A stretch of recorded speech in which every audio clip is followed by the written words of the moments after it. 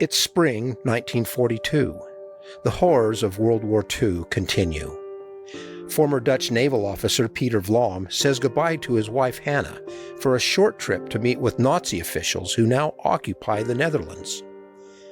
But Peter doesn't return as expected. Across the world in Hawaii, Japanese-American David Ikegami endures the suspicions of his non-Japanese neighbors. These worldwide stories are next in Saints, Chapter 28, Our United Efforts. This is Saints, Volume 3, the podcast. Welcome to the Saints Podcast. I'm James Perry. And I'm Shaylin Back. Joining us today is Matt Heiss, a manager in the Church History Department. And we also have with us Donna Ikegami, a daughter of David Ikegami. Thank you both for joining us today and welcome to the podcast. Glad to be here. Thank you. Well, Matt, perhaps we could start with you. This is your first time on the podcast, and you are such an important figure in the Church History Department. Our listeners might not know who you are or what it is that you do, but you play a very important role. Could you tell us a little bit about the work that you do within the Church History Department? I will. And let me thank you for the compliment of being an important figure. How about just an employee in the Church History Department? I've been here 35 years, and I've worked in archives acquisitions. That means I acquire records and record interviews for the church, and most of that time I've focused on church history in Europe and Africa. Well, it's great to have you. And we're also grateful that Donna could join us. And it's always a pleasure to have the relatives of characters who feature in the book. So I wonder if you could just tell us a little bit about your father and perhaps where you figure in the family, and just give us a little bit of insight into what your father was like as a person. Okay, but before I answer this question, I wanted to say that my father's story wouldn't be complete without his father, Kichitaro, or Kei Ikegami. He was the first member in the church in our family who was baptized in 1935 by Edward Clissold and confirmed by President Heber J. Grant. And President Grant was here to create the Oahu state, which was the first state formed outside the continental U.S. And at the same time, he confirmed 9 Japanese members. And he said that he had not confirmed so many Japanese during his entire mission in Japan. And thanks to Dr. A.L. Brown, Junius Romney, Edward Clissold, and others, my grandfather joined State Savings and Loan in Utah as a solicitor, was transferred to Honolulu, and eventually worked his way up to be vice president in Honolulu. He served in many capacities in church, and I find his rags to riches story really amazing, considering he only had a 4th grade education and came to the U.S. from Japan without knowing very much English. He wasn't afraid of working hard and took all kinds of jobs, beginning as a railroad worker in Cheyenne, Wyoming. And when Angela first approached us about the project, she thought Grandpa K would be a good fit. But they decided to use my father's story instead when they found out that when he was a teenager, my dad wrote almost daily in his journal. And his entries about his wartime experiences gave us a taste of what life was like in Hawaii during the war. And going back to my dad, he made 95 years old this year and is unable to speak for himself because he has Alzheimer's disease.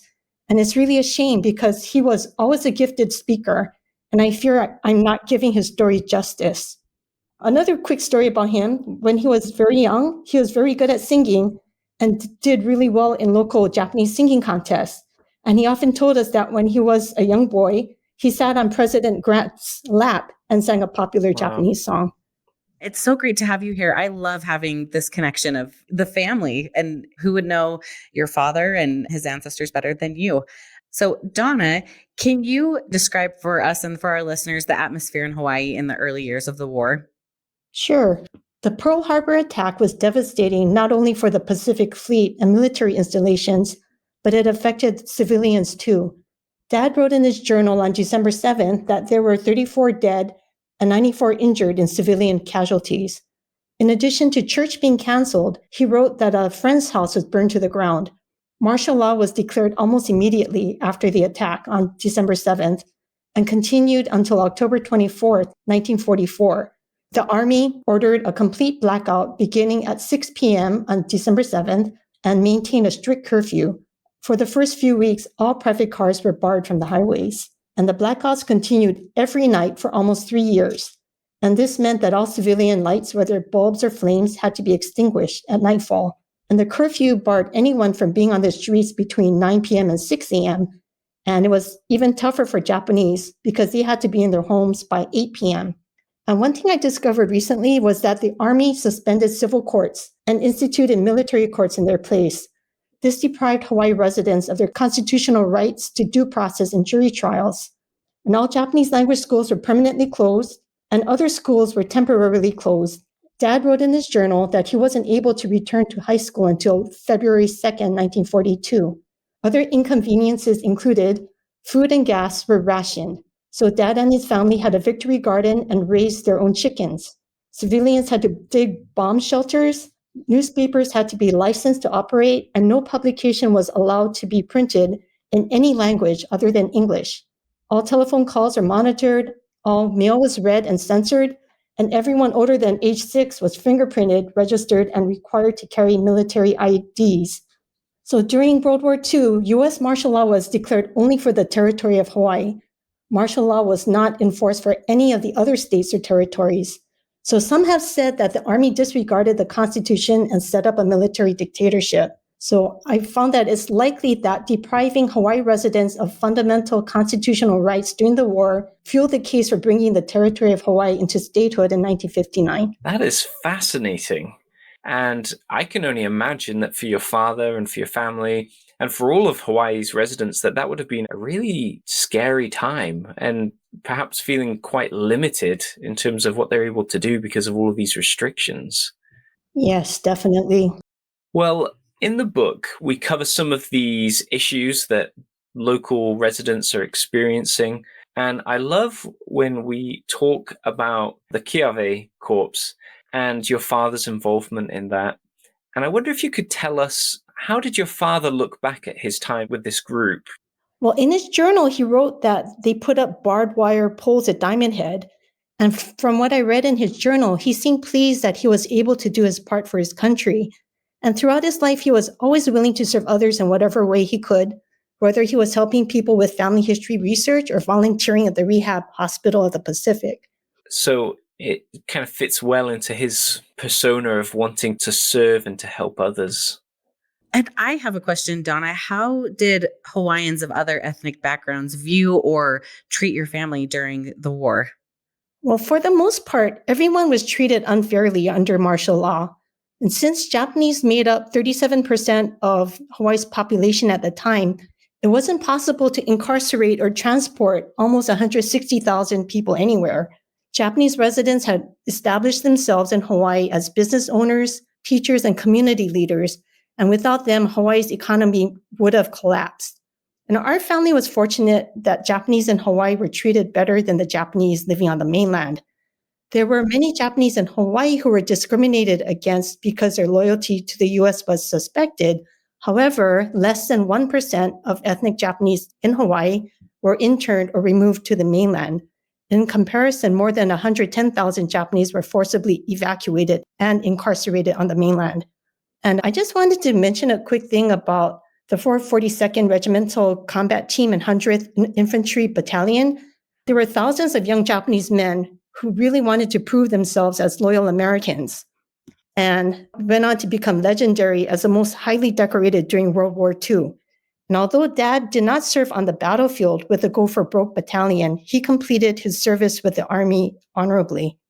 It's really amazing to hear these stories from you, again, from someone so close to your father. I just can't get over this amazing connection. Oh, thank you. I guess something to highlight here is that you mentioned how people of Japanese descent in Hawaii were treated better than those on the mainland of the United States. But how did his church membership feature into this? Was this a cause of any persecution for him, or how did his church membership help or hinder him during the war?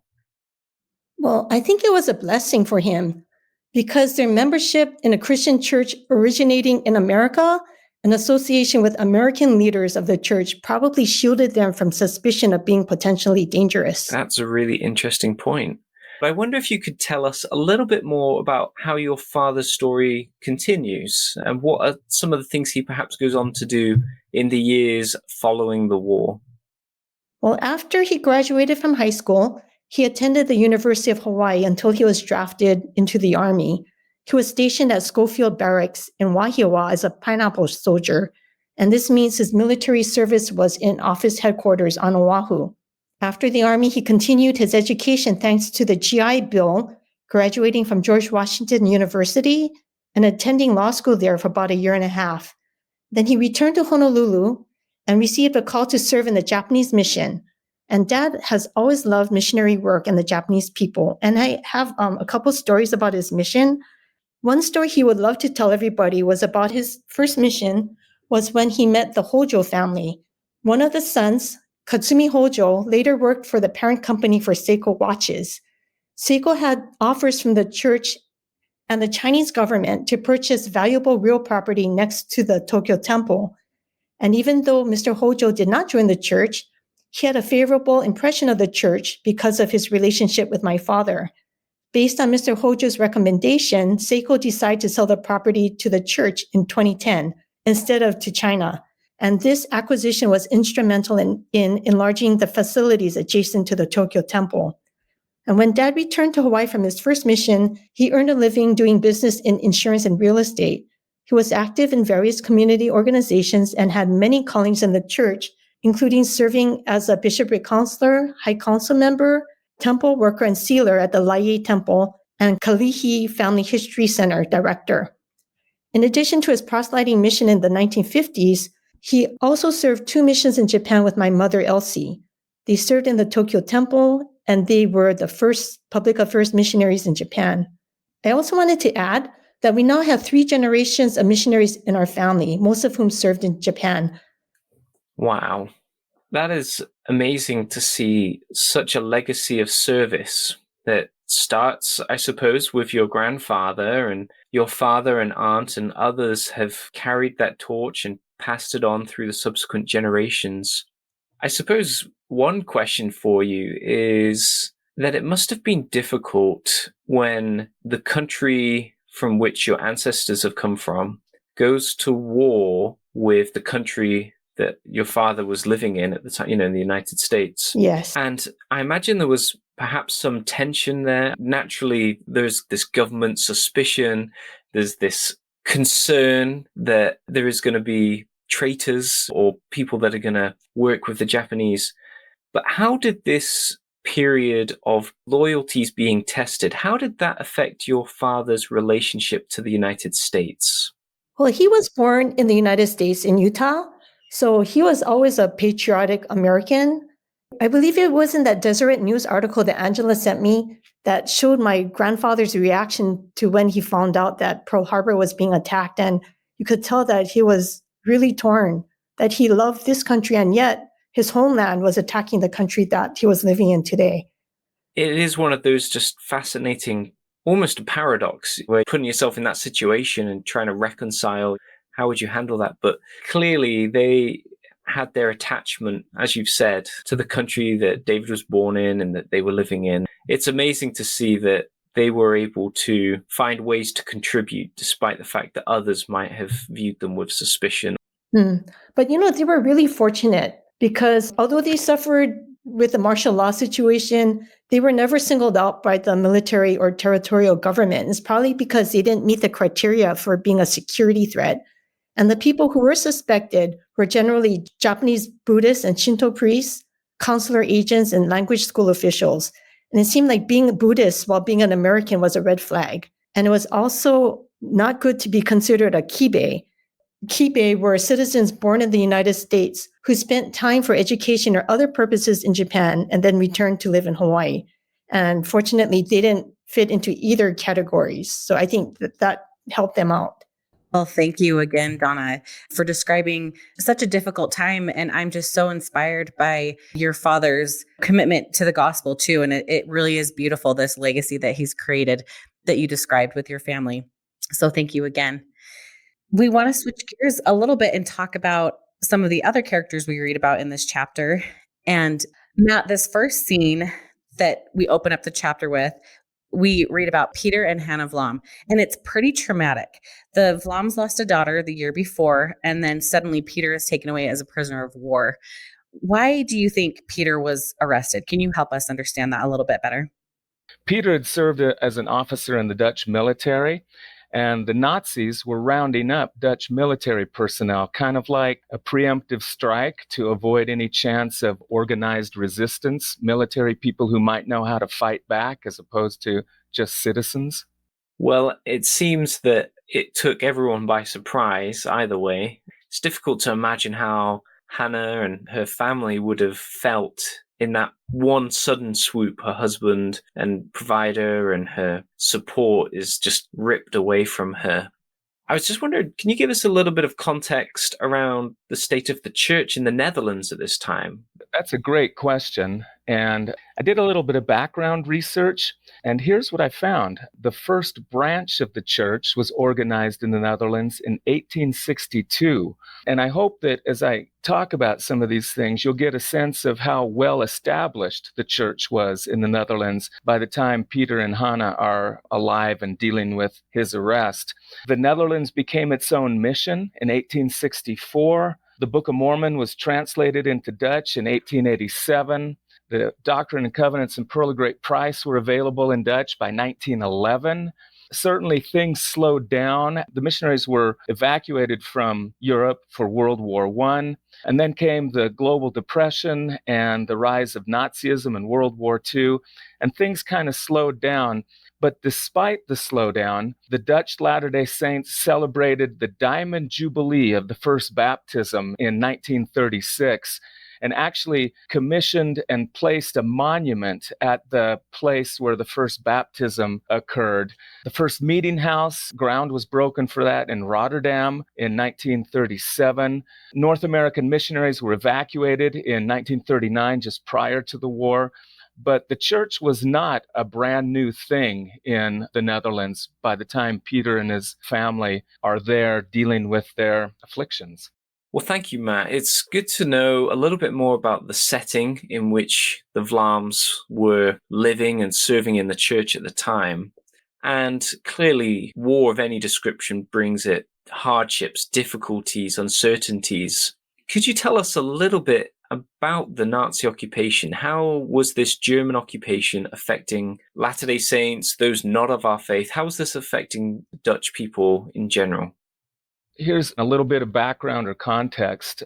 I believe that the Dutch government was aware that Germany was becoming very militaristic. They tried to negotiate to preserve their country, to not have to have the Nazis invade. Apparently, even the Queen of the Netherlands, she might have gone on the radio or something and told the people that they had negotiated not peace, but a no invasion kind of thing. And then the Nazis attacked. And after only 5 days, they were the occupying army. So the blitzkrieg entrance into the Netherlands. And, I guess Peter's story is just part of that people lost their civil rights. Didn't matter who they were. They could just be arrested, put in prison because they were suspected of perhaps being an enemy to the Third Reich. And it's interesting that you should talk about the restriction on civil liberties. Donna, just a moment ago, was telling us the same thing there.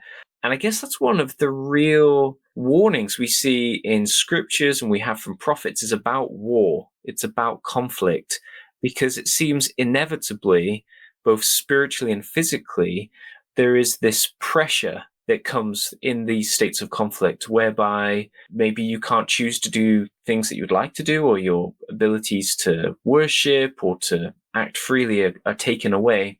And there are spiritual traps, which might be things like animosity or hatred of others, which can cause hard hearts to form.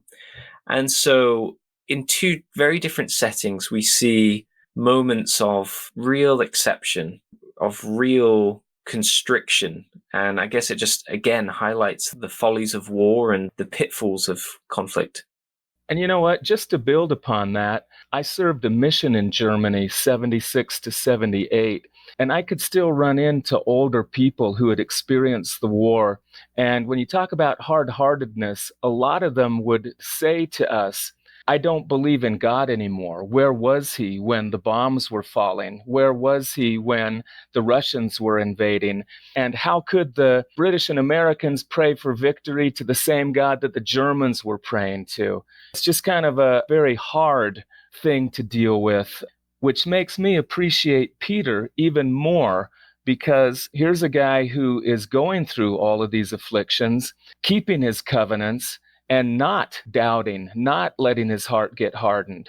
You're right, because if anything, it seems as if he comes alive in terms of he seems so energetic in sharing the gospel. He seems so committed, even when he's being restricted, to find a way to do it. It's incredibly inspiring. It's incredibly rewarding to read of individuals such as David, such as Peter, who are finding ways to do the best they can in situations that are maybe not ideal.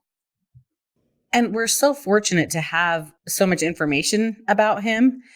That I'm just wondering, how did we find all of this information? Where are these sources coming from?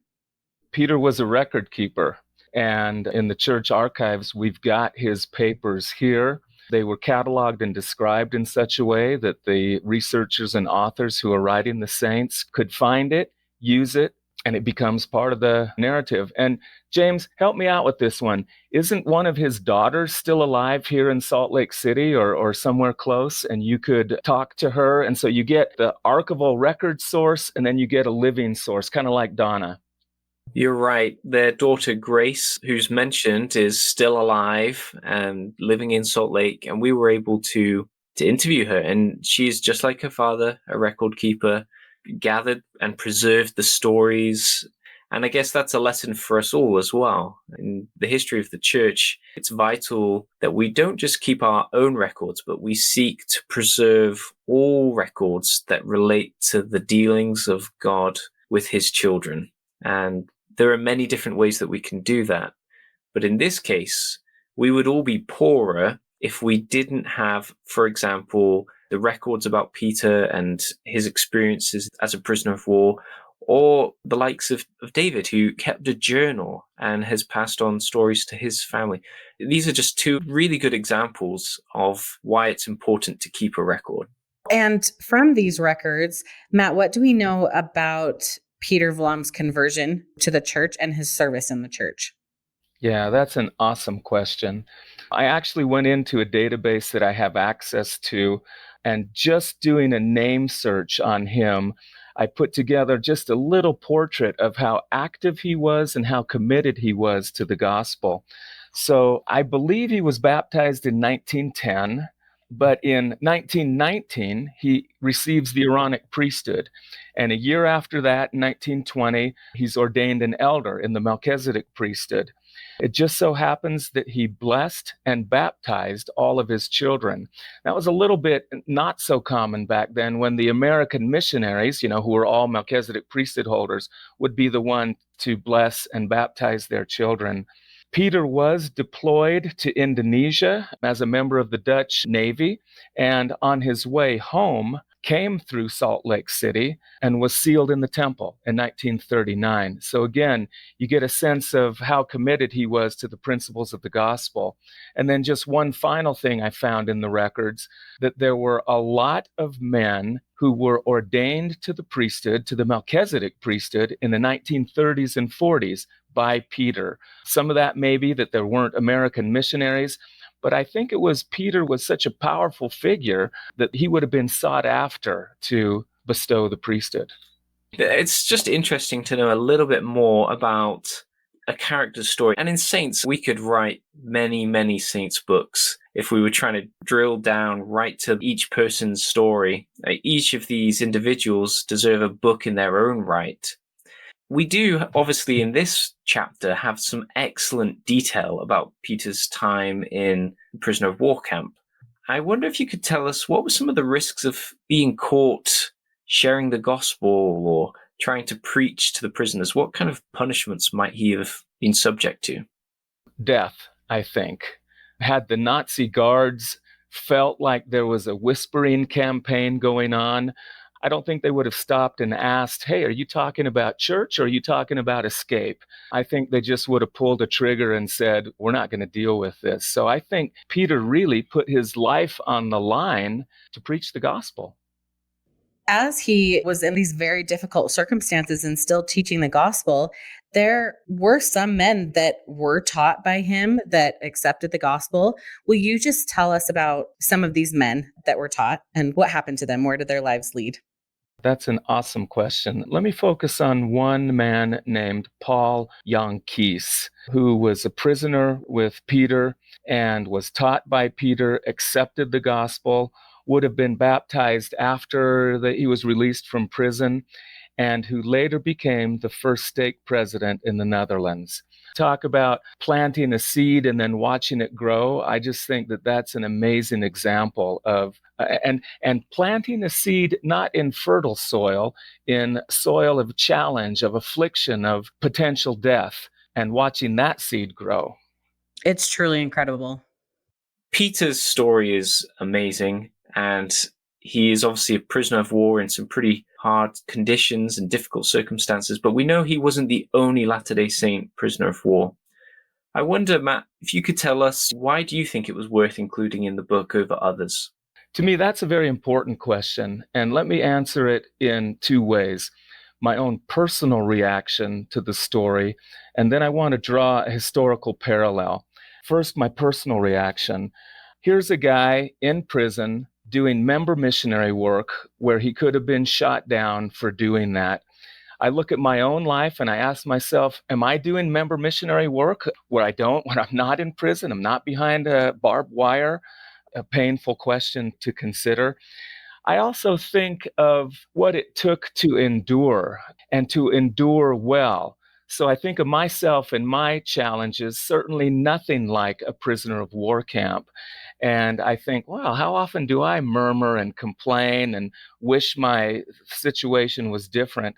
And here's Peter. I'm sure he wished he was home. I'm sure he wished he wasn't in prison, but he's making the most of it. And really, in a sense, magnifying his calling as a Latter-day Saint to preach the gospel. So personally, I'm inspired in both those ways, or maybe it's one and the same. But then let me talk about something else. And I did a little bit of research on this and went and got a quote from Gordon B. Hinckley, who gave this as a part of a talk in April 1968 General Conference. Prior to that conference, Elder Hinckley, back then, he wasn't president, was Elder Hinckley, had been to Vietnam and had talked to the American soldiers there. We had a few missionaries there at the time, believe it or not, in South Vietnam. And he came back, and this is what he said. And let me read this. This is 4 or 5 sentences, but I want to tie this back to Peter's experiences in prison as a prisoner of war.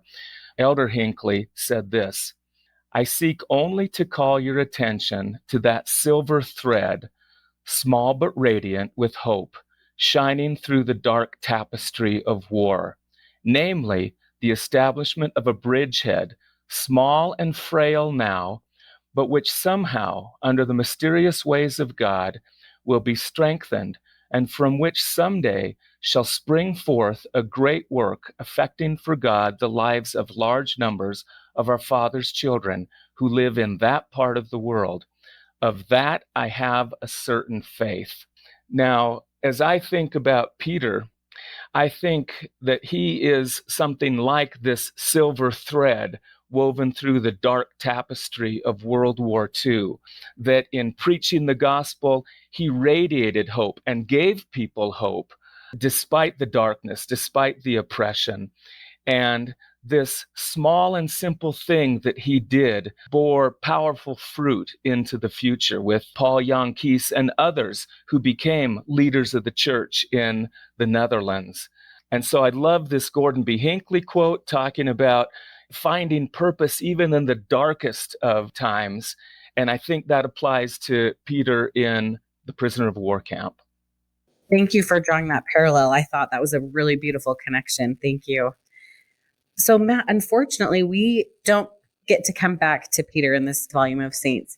What can you tell us about what Peter Vlam goes on to do? How does his story end? Yeah, so just a few quick facts. In 1949, he leaves the Netherlands, immigrates to the United States, to Utah. He dies in 1957, so he's only really here for about 8 years. It was kind of common back then for those Europeans who had experienced World War I, the chaos that happened between the wars, World War II, the horrors of that war, to say, you know what, I don't want to be in Europe anymore. I'm going to go someplace that's not going to be bombed to smithereens or whatever. So he and his family immigrated. But during those years, before he passed away, he actually worked to translate the temple ceremony into Dutch. So here he was, once again, magnifying his calling, using his gifts, and blessing people beyond himself. And how thrilled he must have been to find out that Europe would have got a temple, and to have known that the temple ordinances would be available to Europeans without having to cross an ocean. Yeah, that's right.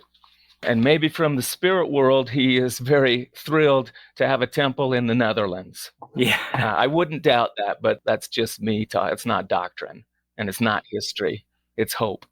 Well, Donna and Matt, we'd love to ask both of you, can you tell us how you felt or reacted to the stories in this chapter? Sure. They were all inspiring, but I was impressed especially with the courage of Helmuth Hubner to speak the truth at the risk of his life and excommunication. It is rare to come across a person with that kind of moral courage and integrity. I'm going to go to Donna's part of the chapter and just say that I'm impressed that her ancestors were able to endure racism and thrive, do something amazing with their lives, serve in the church, get educated, work in responsible positions, build the church, endure to the end. You know, there's a lot of racism going around right now, and it's very damaging, such a burden to bear. And I think there's a cool story in that. Well, Matt and Donna, thank you so much for joining us today. It's been a real pleasure hearing from your personal experiences and also your expertise. So thank you. Oh, thank you. And I'm grateful that I got to be on this program with Donna. This was awesome. Thank you for listening to this week's episode. We hope you enjoyed it. We hope you took away some new insights into this volume. And we would love to hear your thoughts, opinions, questions, and insights from this chapter of Saints. And you can email saintspodcast@churchofjesuschrist.org. It would be great to hear from you.